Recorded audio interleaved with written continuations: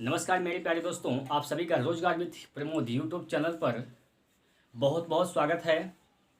तो अगर आपने हमारे चैनल को सब्सक्राइब नहीं किया है तो भी सब्सक्राइब कर सकते हैं और वीडियो पसंद आए तो वीडियो को लाइक जरूर करिए। कमेंट में ज़रूर बताइए कि आपको यह कैसा लगा। ठीक है, चलिए आज हम लोग क्या पढ़ेंगे। आज हम लोग जो पढ़ने वाले हैं वह है संधि। क्या है? संधि। हमारा हिंदी का क्लास स्टार्ट हुआ है और हिंदी में हम लोग आज पढ़ने वाले हैं संधि। ठीक है मेरे प्यारे दोस्त, जल्दी देखिए। संधि का मतलब होता है, संधि का मतलब होता है समझौता। अगर हम सिंपल सी बात करें तो संधि का मतलब होता है समझौता। जैसा कि आपने इतिहास में पढ़ा होगा कि जब दो देशों या दो राजाओं के बीच युद्ध होती थी तो उनके बीच में युद्ध को समाप्त करने के लिए उनके बीच में समझौता होता था। ठीक है, तो समझौता होने का मतलब उनके बीच में क्या होती थी? संधि होती थी। क्या होती थी? संधि। तो वही संधि होती है, यानी उसी समझौते को हम लोग क्या कहते हैं? संधि कहते हैं। हम लोग वही संधि भी हिंदी में पढ़ेंगे, लेकिन यहाँ पर किसी दो देशों दो राजाओं के बीच युद्ध नहीं होगा, बल्कि यहाँ क्या होगा? दो पद होंगे। उन पद के जो निकटवर्ती वर्ण होते हैं उनके बीच में उनका जो मेल होगा, तो मेल से जो शब्द बनेगा यानी जो विकार उत्पन्न होगा उसे ही हम लोग क्या कहेंगे? इसमें हम लोग संधि कहेंगे। ठीक है, ठीक है मेरे प्यारे दोस्त। चलिए, तो संधि का शाब्दिक अर्थ क्या होता है? संधि का शाब्दिक अर्थ होता है मेल। संधि का शाब्दिक अर्थ होता है क्या? मेल। अच्छा, इसकी परिभाषा क्या बनती है? दो निकटवर्ती वर्णों के मेल से, दो निकटवर्ती वर्णों के मेल से जो विकार उत्पन्न होता है उसे ही क्या कहते हैं? संधि कहते हैं। क्या कहते हैं उसे? संधि। उसे हम लोग संधि कहते हैं। ठीक है, जैसे कि आप लोग ये समझ में नहीं आया होगा कि निकटवर्ती का मतलब क्या हुआ। देखिए, संधि में कितने पद होते हैं? दो पद होते हैं। संधि में कितने पद होते हैं? दो पद होते हैं। एक होता है प्रथम पद।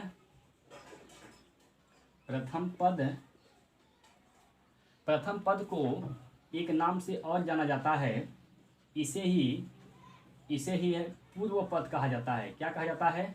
पूर्व पद। प्रथम पद को ही पूर्व पद कहा जाता है। इसके बाद आता है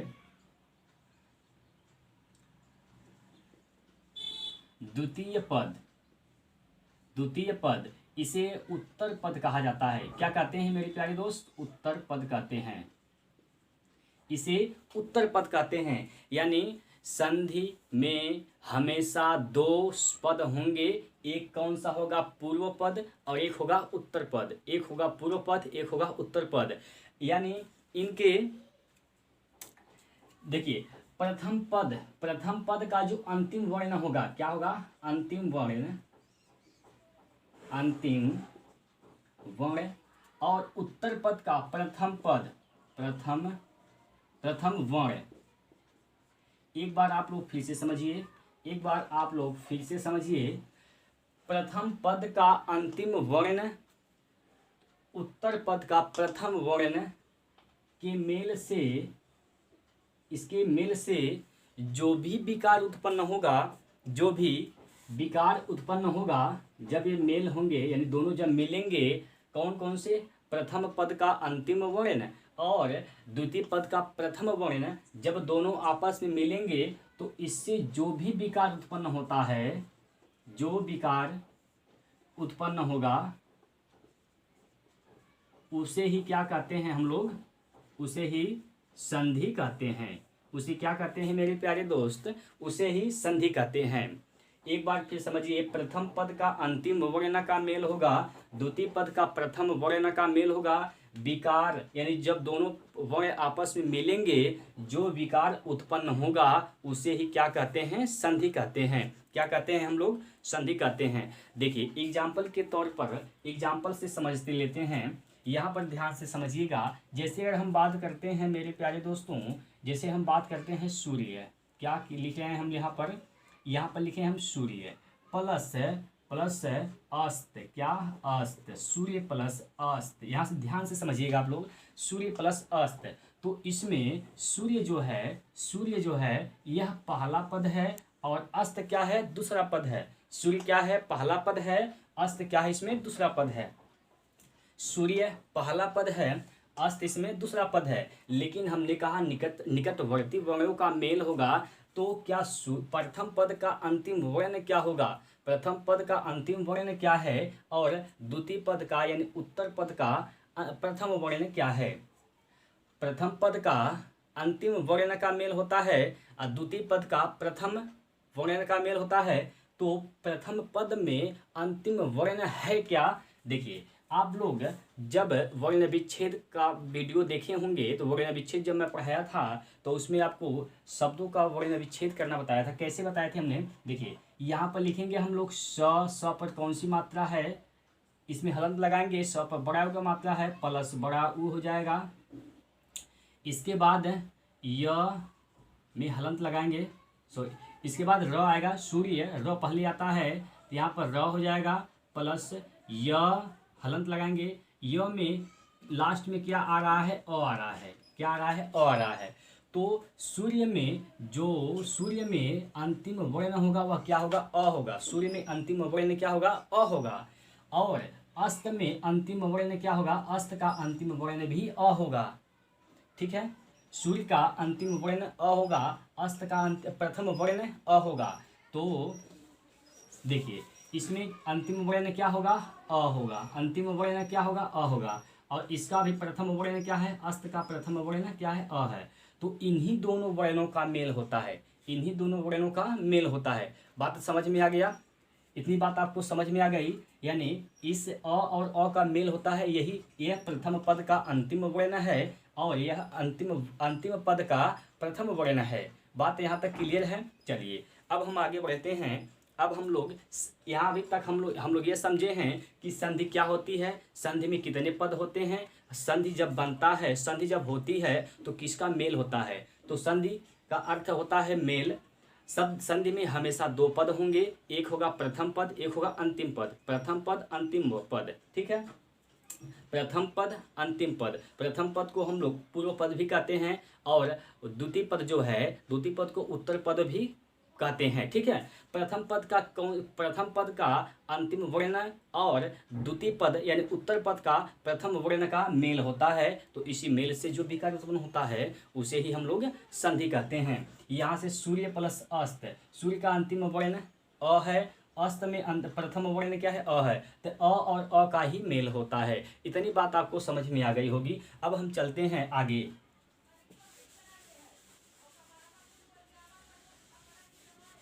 चलिए अब हम लोग यह समझते हैं। देखिए, संधि भी कई प्रकार के होते हैं। संधि कितने प्रकार के होते हैं अब उसकी हम लोग बात करेंगे। ध्यान से समझिएगा, संधि कितने प्रकार के होते हैं। ठीक है, तो यहाँ पर आप लोग हेडिंग लिखेंगे संधि के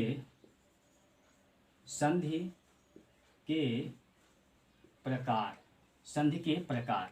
तो संधि भी कितने प्रकार के होते हैं? संधि आपको बता दें कि संधि 3 प्रकार का होता है। कितने प्रकार के होते हैं मेरे दोस्तों? संधि 3 प्रकार का होता है। संधि कितने प्रकार के होते हैं? 3 प्रकार के होते हैं। कौन कौन से संधि होते हैं 3 प्रकार के? तो 3 प्रकार के जो संधि होते हैं, 3 प्रकार के संधि कौन कौन से होते हैं? एक होता है स्वर संधि, स्वर संधि,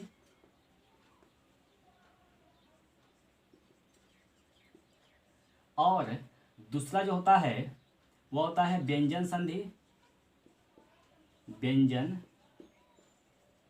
संधि। तीसरा जो होता है वह होता है विसर्ग संधि, विसर्ग संधि। तो संधि कितने प्रकार के होते हैं? 3 प्रकार के। संधि कितने प्रकार के होते हैं? 3 प्रकार के। कौन कौन? स्वर संधि, व्यंजन संधि और विसर्ग संधि।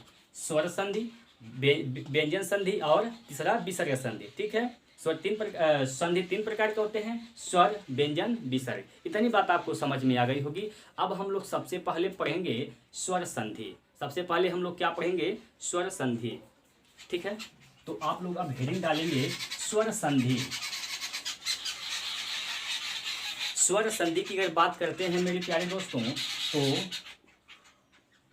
स्वर संधि, स्वर संधि की बात करें अगर हम लोग, तो स्वर संधि के भी 5 भेद होते हैं। कितने होते हैं? स्वर संधि के कितने भेद होते हैं? 5 भेद। स्वर संधि के इसके भी 5 भेद होते हैं। स्वर संधि के कितने भेद होते हैं? 5 भेद होते हैं। अब कौन कौन से होते हैं इसे भी आप लोग नोट करिए। पहला जो भेद है इसका, पहला जो भेद है दीर्घ संधि। क्या है? दीर्घ संधि। दीर्घ संधि। दीर्घ संधि। दूसरा भेद इसका है, दूसरा भेद है गुण संधि। गुण संधि। इसके बाद तीसरा जो संधि है, तीसरा संधि है, तीसरा संधि है वृद्धि संधि। क्या है? वृद्धि संधि। चौथा जो संधि है वह है यण संधि। चौथा संधि क्या है? यण संधि। यण संधि। और पांचवा जो संधि है वह है अयादि संधि। क्या है? अयादि संधि। तो स्वर संधि के भी कितने भेद होते हैं मेरे प्यारे दोस्तों? 5 भेद होते हैं।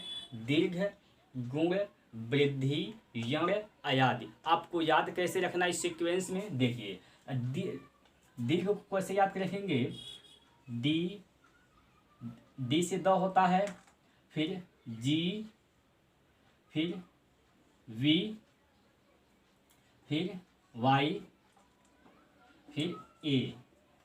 D G V Y A. D G V Y A. कैसे? डी जी व्याह, डी जी व्याह, डी जी व्याह।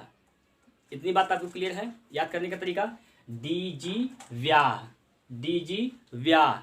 डी का मतलब होता है दीर्घ, जी का मतलब होता है गुण, वी का मतलब वृद्धि, वाई का मतलब यण, और ए का मतलब अयादि संधि। ए का मतलब अयादि संधि। ये 5 प्रकार के संधि होती हैं स्वर संधि के। ठीक है, यानी स्वर संधि के 5 भेद होते हैं। कौन कौन? डीजी व्याह। ठीक है, ये बात आपको समझ में आ गई होगी। अब हम इसमें से हर एक संधि को, एक एक संधि को पढ़ना स्टार्ट करेंगे। एक एक संधि को हम लोग पढ़ना स्टार्ट करेंगे। तो सबसे पहले हम लोग इसमें पढ़ेंगे, सबसे पहले जो हम लोग पढ़ेंगे दीर्घ संधि पढ़ेंगे। क्या पढ़ेंगे मेरे प्यारे दोस्तों? हम लोग इसमें पढ़ेंगे सबसे पहले दीर्घ संधि। चलिए, तो दीर्घ संधि में क्या हम लोग पढ़ने वाले हैं? देखिए, दीर्घ संधि का मतलब होता है, दीर्घ मतलब क्या होता है? बड़ा होता है। दीर्घ मतलब क्या होता है? बड़ा होता है। दीर्घ का मतलब बड़ा। जैसे इसके क्या नियम हैं उसको आप लोग नोट करिए। जैसे अगर अ प्लस अ मिलकर क्या बनता है? आ बनता है। अ प्लस अ मिलके क्या बन जाएगा? आ बन जाएगा। यानी दीर्घ मात्रा बन जा रहा है। क्या बन जा रहा है? दीर्घ मात्रा वाला बन जा रहा है। तो यानी आ की मात्रा बन जा रहा है, तो वहाँ पर क्या होगा? दीर्घ संधि होगा। अभी आपको एग्जाम्पल से हम आपको क्लियर करा देंगे, पहले इसको आप लोग नोट करिए। देखिए, अगर अ प्लस आ का मेल हो रहा है, यानी प्रथम पद का अंतिम वर्ण अ रहेगा, द्वितीय पद का प्रथम वर्ण अ रहेगा। बात समझ में आ रहा है ना? तो यहाँ पर भी प्रथम पद का अंतिम वर्ण अ है, लेकिन द्वितीय पद का प्रथम वर्ण आ रहेगा, तब इसका भी मेल होगा तो क्या बनेगा? आ बनेगा। क्या बनेगा? आ बनेगा। इतनी बात आपको क्लियर है? इतनी बात आपको क्लियर? जैसे अगर हम बात करें आ प्लस आ प्लस अ का मेल होगा, तब पर भी क्या आएगा? क्या बनेगा? आ की मात्रा बनेगा। क्या बनेगा? आ बनेगा। अगर आ प्लस आ का मेल होगा, तब पर भी क्या बनेगा? दीर्घ बनेगा, आ की मात्रा बनेगा। ये बात आपको समझ में आ गई होगी। तो इसको आप लोग नोट कर लीजिए, इसको आप लोग नोट करिए, समझिए। ठीक है, अगर अ का मेल अ से होता है तो क्या कौन सा रूप धारण कर लेगा? आ की मात्रा बन जाएगा। अगर अ का मेल आ से होता है तब पर भी क्या बन जाएगा? आ बन जाएगा। अगर आ की मात्रा, आ का मेल अ से होता है वहाँ पर भी आ बनेगा। अगर आ का मेल आ से होता है तो वहाँ पर भी क्या बनेगा? आ बनेगा। ये बात आपको समझ में आ गई होगी। जैसे अगर हम एग्जाम्पल की बात करते हैं, अगर हम एग्जाम्पल की बात करें एग्जाम्पल की अगर बात करें मेरे प्यारे दोस्तों, जैसे यहाँ पर लिख रहे हैं हम सूर्य प्लस अस्त। क्या? सूर्य प्लस अस्त। ध्यान से समझिएगा, आपको हर एक चीज अच्छे तरीके से समझ में आएगी। सूर्य प्लस अस्त, सूर्य प्लस अस्त। यहाँ पर जब हम इसको वर्ण विच्छेद करेंगे, जब हम इसको वर्ण विच्छेद करेंगे तो क्या होगा? स प्लस बड़ा ऊ है प्लस र, हलंत लगाएंगे, प्लस य और प्लस अ। यह सूर्य का वर्ण विच्छेद हो गया, सूर्य का वर्ण विच्छेद हो गया। प्लस इस यह जो है, यह है सूर्य का किए हैं वर्ण विच्छेद, सूर्य का वर्ण विच्छेद कर दिए। तो आपको इतनी बात समझ में आ गई होगी कि चलिए अस्त का भी वर्ण विच्छेद करेंगे मेरे प्यारे दोस्तों, तो अ प्लस स प्लस त प्लस अ। ठीक है, यह अस्त का वर्ण विच्छेद हो गया, यह सूर्य का वर्ण विच्छेद हो गया। तो हमने क्या कहा है कि जो पहला पद होगा, पहले पद का अंतिम वर्ण और द्वितीय पद का यानी उत्तर पद का प्रथम पद का मेल, प्रथम वर्ण का मेल होता है। किसका किसका मेल होता है? इसका जो अंतिम वर्ण होगा, इसका जो प्रथम वर्ण होगा, इसका अंतिम वर्ण क्या है? अ। अंतिम वर्ण क्या है? अ। और इसका अस्त का प्रथम वर्ण क्या है? अ। प्रथम वर्ण क्या है? अ। तो जब अ और अ मिलेगा तो क्या बन जाएगा? अ और अ मिलता है तो क्या बनता है? आ बन जाता है। क्या बन जाता है? आ बन जाता है। आ बन जाता है। तो इस प्रकार से हम कह सकते हैं, यह हो जाएगा क्या चीज? सूर्यास्त। क्या हो जाएगा? और यही जो आ बना है, आ की मात्रा ले लेगा, क्या बन जाएगा? यह आ की मात्रा बन जाता है, तो यह पर आ के मात्रा चढ़ जाएगा और यह भी अ खत्म हो जाएगा। इतनी बात आपको समझ में आ गई होगी, ऐसा मैं आशा करता हूँ। जैसे अगर एक एग्जाम्पल की ओर बात करते हैं मेरे प्यारे दोस्तों, अगर हम एक एग्जाम्पल की ओर बात करते हैं,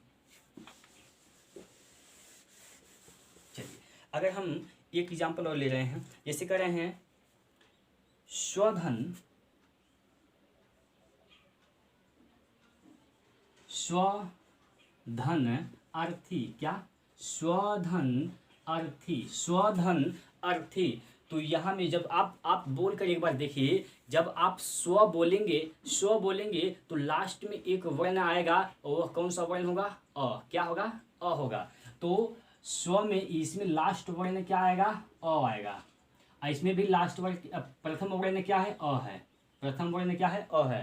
तो इन दोनों के मेल से जब ये दोनों मिलेंगे तो क्या बन जाएंगे? आ की मात्रा बन जाएगा। क्या बन जाएगा? आ की मात्रा बन जाएगा। आ की मात्रा बन जाता है, यह आ की मात्रा बन जाएगा, यह हो जाएगा क्या चीज? स्वार्थी। क्या हो जाएगा? स्वार्थी। यह हो जाएगा स्वार्थी। क्या हो जाएगा? स्वार्थी बन जाएगा। इतनी बात आपको क्लियर हो गया? चलिए और एग्जाम्पल देखते हैं, और एग्जाम्पल देखते हैं। वीर प्लस अंगना, वीर, वीर प्लस अंगना, वीर प्लस अंगना, वीर प्लस अंगना। तो यहाँ पर क्या देख रहे हैं आप लोग? इसमें लास्ट जो अंतिम वर्ण है, प्रथम पद का अंतिम वर्ण क्या? र में क्या आ रहा है? अ आ रहा है। र में क्या आ रहा है? अ आ रहा है। और यहाँ भी क्या है? अ है। ठीक है, ये दोनों जब मिलेंगे तो क्या बन जाते हैं? आ बन जाते हैं। आ की मात्रा बन जाता है। तो इस प्रकार से यह हो जाएगा वी, र पर आ के मात्रा चढ़ जाएगा, वीरांगना, वीरांगना इसका संधि बन जाएगा। क्या ये बात आपको समझ में आ गया? इतनी बात आपको समझ में आ गई? चलिए अब हम बात करते हैं आगे, और भी एग्जाम्पल लेते हैं ताकि आपको क्लियर हो जाए। और एग्जाम्पल लेते हैं ताकि आपको ये चीज़ क्लियर हो जाए। चलिए अब आप लोग इसको बनाइए, क्या होगा? शिव, शिव धन आलय, शिव धन आलय, शिव धन आलय। एक बार आप लोग इसका संधि बनाइए, क्या होगा? कमेंट बॉक्स में जरूर लिखिए। इसका आप लोग संधि बनाइए, क्या होगा? कमेंट बॉक्स में लिखकर बताइए। चलिए शिवधन आलय, तो आप लोग जब इसे बनाएंगे तो इसमें अंतिम वर्ण क्या है? अ है। वो में अंतिम वर्ण क्या है? अ है प्लस आ, यहाँ प्रथम आला में प्रथम वर्ण क्या है? आ है। तो अ और आ मिलता है, अ और आ मिलता है, क्या बनता है? आ की मात्रा बनता है। क्या बनता है? आ की मात्रा। तो यह हो जाएगा शिवालय। क्या हो जाएगा? शिवालय। क्या हो जाएगा मेरे प्यारे दोस्तों? शिवालय हो जाएगा। ठीक है, चलिए इसका बनाइए, क्या होगा? अनाथ। अनाथ, अनाथ धन आलय। अनाथ धन आलय। चलिए इसका आप लोग संधि बनाइए, क्या होगा?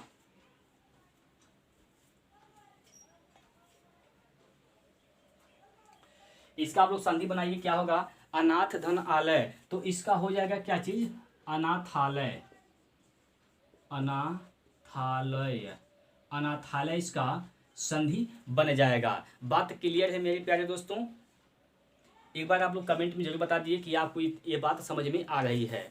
ठीक है, चलिए जैसे एक और लीजिए यहाँ पर, सीमा धन अंत। सीमा धन अंत। सीमा धन अंत। सीमा धन अंत, इसको जब हम संधि करेंगे तो क्या बनकर आएगा संधि, वो बताना है आपको। देखिए यहाँ पर जब आप सीमा धन अंत का जब संधि करेंगे तो आप जानते हैं कि म में अंतिम में कौन सा वर्ण आएगा? अ आएगा। क्या आएगा? अ प्लस, और अंत में क्या है? प्रथम वर्ण अ। जब दोनों मिलते हैं तो क्या हो जाता है? आ की मात्रा हो जाता है। तो यहाँ से क्या हो जाएगा? यह सीमांत। सीमांत क्या हो जाएगा? सीमांत। यह अ खत्म हो जाता है। ये दोनों मिलकर, यह और इसमें से अ मिलकर क्या बन जाते हैं? आ की मात्रा बन जाते हैं, और वही म पर